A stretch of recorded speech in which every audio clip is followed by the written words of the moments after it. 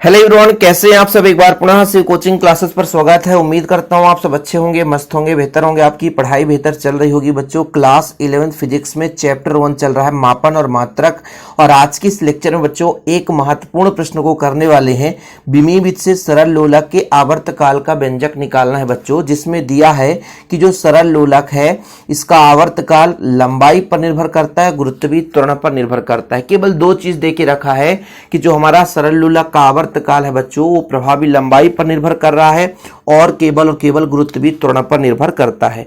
तो हम मान के चलेंगे जैसे आप लोगों का कोई भी राशि है किसी पर निर्भर करता है तो उसके अनुक्रमानुपाती होता है। तो हम माना मानकर चलेंगे।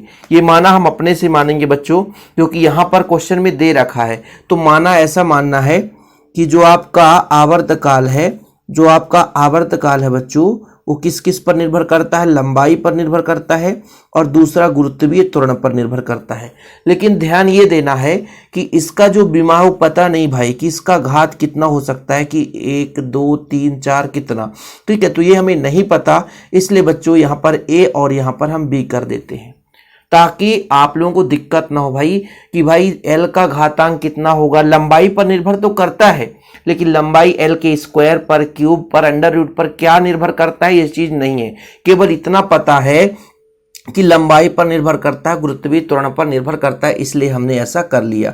जहां पर बच्चों कैपिटल टी आप बता सकते हो क्या है, सरल लोलक का आवर्तकाल है। ये तो हम क्वेश्चन से ही कर रहे हैं। सरल लोलक का आवर्तकाल है बच्चों, आवर्तकाल है, ठीक है। कैपिटल टी जो है सरल लोलक का आवर्तकाल है। जो आपका स्मॉल एल है बच्चों वो आपका प्रभावी लंबाई है। तो यहां पर लिख सकते हैं हम प्रभावी लंबाई है। हम क्वेश्चन के ही अकॉर्डिंग कर रहे हैं, ठीक है। प्रभावी लंबाई है। स्मॉल जी क्या है बच्चों, वो आपका गुरुत्वीय त्वरण है, गुरुत्वीय त्वरण है, ठीक। फिलहाल ये चीज क्लियर हो गया। अब बच्चों किस विधि से, विमीवित से। जब विमीवित से बात आ जाती है तो कहीं ना कहीं विमीय सूत्र की जरूरत पड़ेगी बच्चों, तो हमें कहीं ना कहीं विमीय सूत्र निकालना पड़ेगा। तो जैसे यदि मैं कह दूं त्वरण के लिए विमीय सूत्र आपको बताना है तो त्वरण का क्या होता है, त्वरण बराबर होता है वेग बटे समय। यहां पर थोड़ा सा ध्यान देना। त्वरण के लिए मैं आपसे कह दूं तो त्वरण बराबर होता है बच्चों वेग बटे समय। क्या होता है, वेग बटे समय, ठीक है। और वेग बराबर होता है दूरी बटे समय। तो एक समय और आ जाएगा तो समय का स्क्वायर हो जाएगा, समय का स्क्वायर। तो क्या द्रव्यमान है, नहीं, एल है, दूरी हाँ, समय है तो नीचे तो ऊपर जाएगा। तो ये हो जाएगा आपका त्वरण का विमीय सूत्र।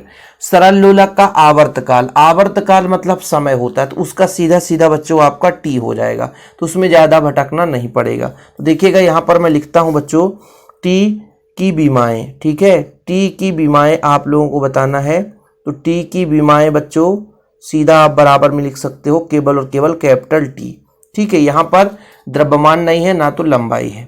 अच्छा, एल की विमाएं मैं आपसे कहूंगा, एल की विमाएं बता दो।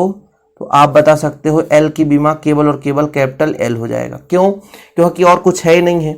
वाह, जी की विमाएं बताओ जरा। इसको मैंने निकाल कर आपको बताया कि भाई जी की विमा जो होता है द्रव्यमान होता नहीं है, केवल और केवल बच्चों दूरी होता है और टी पावर -2। अब हमने किसी में द्रव्यमान नहीं लिया है, इसलिए जी में भी द्रव्यमान छोड़ दिए हैं, बाकी निकालना हमको आपको सिखा दिए। फिलहाल यहां तक क्लियर बच्चों, कोई दिक्कत तो नहीं है, यहां तक कंप्लीट है। क्योंकि भाई साहब आगे हमको लेना पड़ेगा। अब बच्चों चूंकि आपको ये बताया कि भाई साहब जो आपका समानुपाती है, जो आवर्तकाल है एल और जी पर निर्भर करता है, ठीक है। तो यहां से मैं कह सकता हूं, इसलिए जो टी है यहां पे बराबर के एल का पावर ए और जी का पावर बी, जहां आपका के क्या है बच्चों, के क्या है, एक आनुपातिक नियतांक है।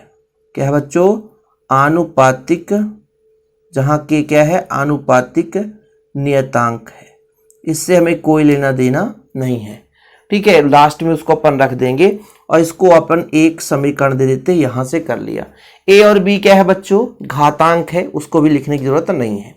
हम क्या करेंगे, समीकरण 1 में दोनों पक्षों में जो विमा है बच्चों उसको अपन मान रख देंगे, यानी समीकरण 1 में विभिन्न भौतिक राशि को विमाएं लिखने पर।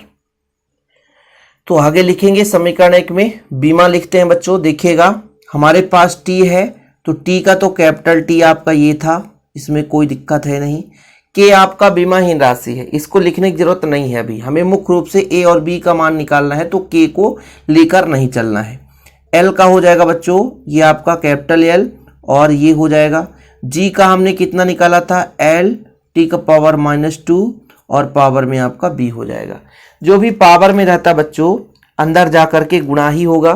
जैसे यहाँ पर टी का घात 1 है, रहने दीजिए, ठीक है।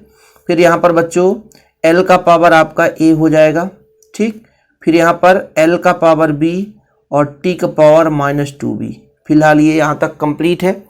अब क्या होता है, जैसे एल यहाँ भी एल यहाँ भी, तो दोनों क्या हो जाएगा, जुड़ जाएगा। तो यहाँ पर इसको ऐसा लिख सकता था एल ए प्लस बी, और टी का हो जाएगा -2b, टी का हो जाएगा -2b।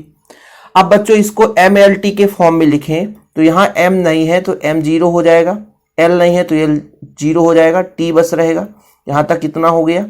इधर बच्चों आपको हो जाएगा एल ए प्लस बी हो जाएगा, और टी का पावर -2b हो जाएगा, और m नहीं है तो m 0 हो जाएगा, ठीक है। ये आपका हो गया। अब दोनों पक्षों में बीमाओं की तुलना कर देंगे। m का पावर 0 है बच्चों, जैसे m का पावर 0 यहाँ पर 0 है, तो दिक्कत नहीं है। बीमीय समांगता से दोनों पक्षों की बीमाएं क्या होती है, समान होती है।